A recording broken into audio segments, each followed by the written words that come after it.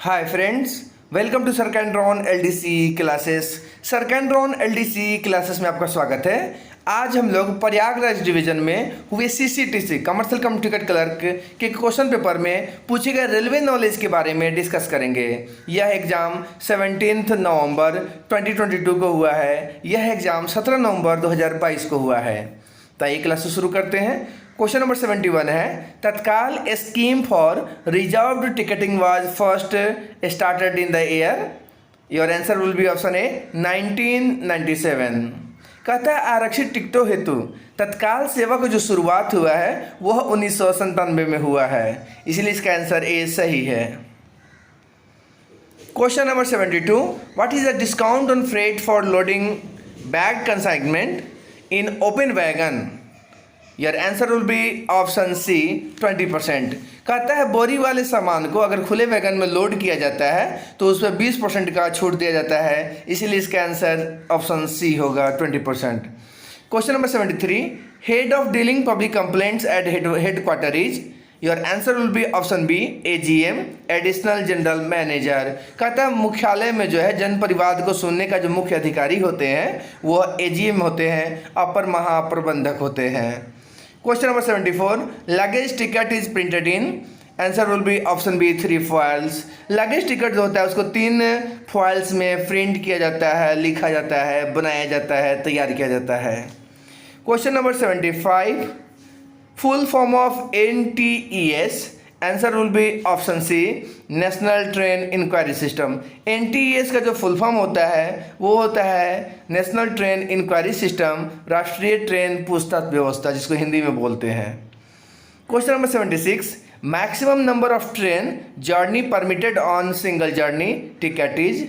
Answer will be option ए 2। कहता है एकल यात्रा टिकट पर अधिकतम कितनी ब्रेक यात्रा मिल सकता है, ब्रेक जर्नी मिल सकता है, तो वो मैक्सिमम 2 मिल सकता है, इसलिए आंसर ए होगा।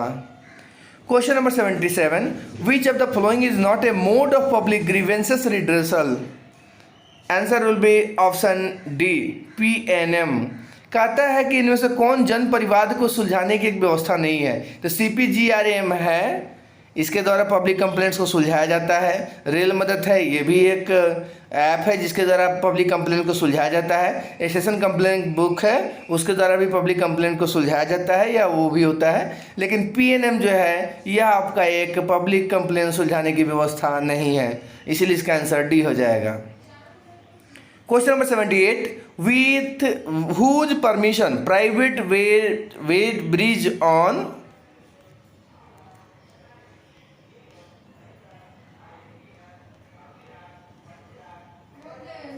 on railway land can be established according to option। your answer will be option B DRM। कहता है किसकी अनुमति से रेल की भूमि पर निजी तौल यंत्र लगाया जा सकता है, तो वो DRM के परमिशन से लगाया जाता है, डिविजनल रेलवे मैनेजर के परमिशन से लगाया जाता है। Question number 79, which of the following is not part of FOIS। Answer will be option C CMS। कहता है निम्नलिखित में से कौन फॉइस का एक पार्ट नहीं है, तो फॉइस के 2 पार्ट्स होते हैं, एक RMS होता है, एक TMS होता है। रैक मैनेजमेंट सिस्टम होता है, टर्मिनल मैनेजमेंट सिस्टम होता है, ठीक है ना। तो ये दोनों इसके फॉइस के पार्ट्स होते हैं, लेकिन CMS जो है फॉइस का पार्ट्स नहीं होता है, इसलिए इसका आंसर सी हो जाएगा। Question number 80, which of the following is not use as part of UTS ticketing system according to option. Your answer will be option C AVM। कहता है UTS जो होते हैं अनरिजर्व जो टिकटिंग सिस्टम होते हैं उसके ATBM एक पार्ट्स हैं, STBA भी एक पार्ट्स है, JTBS भी उसके पार्ट्स हैं, लेकिन AVM उसके पार्ट्स नहीं है, इसीलिए इसका आंसर सी हो जाएगा AVM।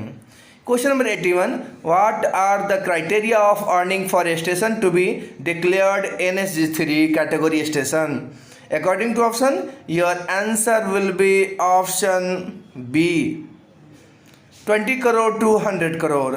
कहता है कि NSG3 श्रेणी में के स्टेशन के लिए कुल आय कितनी होनी चाहिए, तो वैसे स्टेशन NSG3 कैटेगरी में आएंगे जिनका अर्निंग्स 20 करोड़ से लेकर 100 करोड़ के बीच का हो, ठीक है ना। तो इस पर भी अर्निंग्स पर भी एक वीडियो बनाए हुए हैं जिसमें बताया गया है कि कौन से स्टेशन NSG 1 में आएंगे, 2 में आएंगे, 3 में आएंगे और उसका अर्निंग्स कितना होता है, ठीक है ना। यहाँ जो क्वेश्चन पूछे गए हैं तो NSE 3 कैटेगरी के जो स्टेशन होते हैं वैसे स्टेशन होते हैं जिसका अर्निंग 20 करोड़ से लेकर 100 करोड़ के बीच में होता है। Question number 82, which of the following is not a type of siding based on ownership? According to option your answer will be option D, industrial siding. कहता है स्वामित्व के आधार पर निम्न में से कौन साइडिंग का एक प्रकार नहीं है? तो इंडस्ट्रियल साइडिंग उसका एक प्रकार नहीं है, नहीं तो असिस्टेड साइडिंग है, पब्लिक साइडिंग है, प्राइवेट साइडिंग है, सब उसके प्रकार हैं। ठीक है, तो बहुत ही इंटरेस्टिंग क्वेश्चन पूछे गए हैं, आप इसको देख सकते हैं।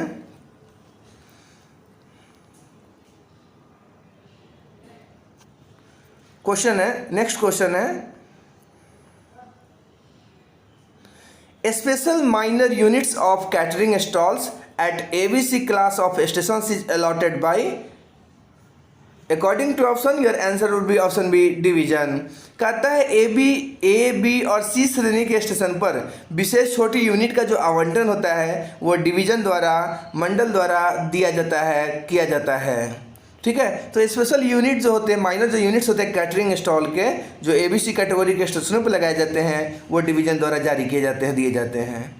Question number 84, who was the first rail minister of independent India? According to option your answer will be option C, John Mathai. स्वतंत्र भारत के प्रथम रेल मंत्री जॉन मथाई थे। Question number 85, the scheme which offers tickets to passengers